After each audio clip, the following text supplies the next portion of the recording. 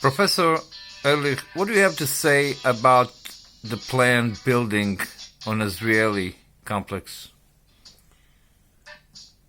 You know, I must say I like it. I like the planned building. I like this style. I like that you've got a geometry, first of all, the square and the circle and the triangle, and then you've got a scroll, which is, which is a twisting, which is twists and like in the shape of a helix and a scroll.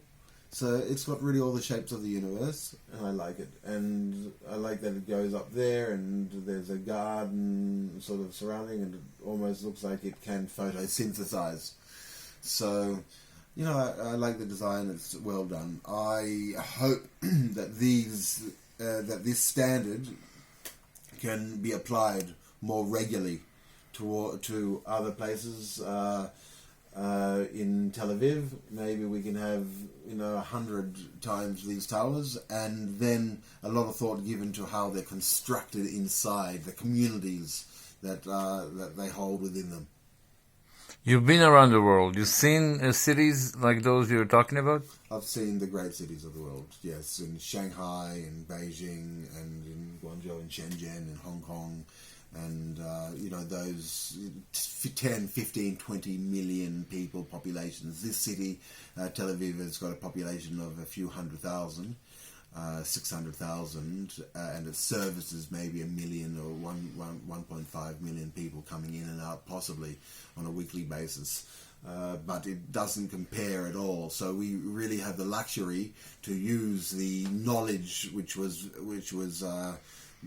developed in Asia to apply it, and also to cross-reference it with community structures and education structures and skills and profession structures, and also with AI and with a method of really dividing and ensuring the proper the way that ideas can work together. I think that society should be working now together in small groups towards achieving our imaginations, our group imaginations, and having really artificial and intelligence and automation and robotry just serving and making things as comfortable as possible. And so we really need to go cross very quickly. And Tel Aviv could be a great city as a startup city. Also with a lot of it's the right ingredients really to do this.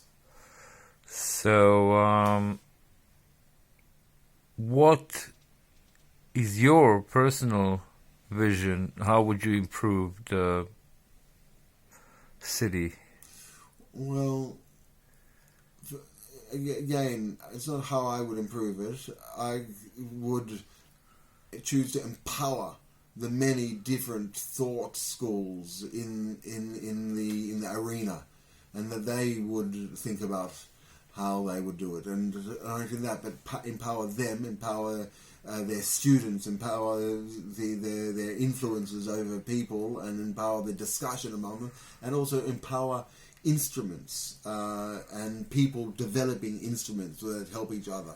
So to really just unleash the genius of people, and to unleash the instruments that can build the instruments that will address those needs. But that requires also a new way of seeing industry and corporations. The corporations are too strong and too powerful, and maybe with building in this way, there will be a new way of constructing community which will allow it to share of its skills much more in a more versatile way. That is a subject to a deeper discussion. And isn't this a bit of an utopia? It reminds me of a conversation that I had with Sir Isaiah Berlin, who was a great professor of literature, of Russian and then English literature in Oxford University. When I was a young lad and running a society in Oxford, I invited him several times to talk, and we discussed a lot of my young idealistic ideas, and he and in a letter that he wrote to me, and I believe I still have it, he said, "Dear Mr. Ehrlich, however much I would like to agree with your utopian ideas, I simply cannot, because I don't believe in utopia," or along those lines. So yes, it is utopian in many ways, and my ideas have developed, but I think that really what they didn't have in earlier ideas, earlier philosophies of utopia, they did not have artificial intelligence. And today, which is a game changer, is artificial intelligence. We really can remedy, and we can really have a civilization of surplus, and if we're guided and inspired, we can do wonderful things with it. So yes, utopia is top on the list.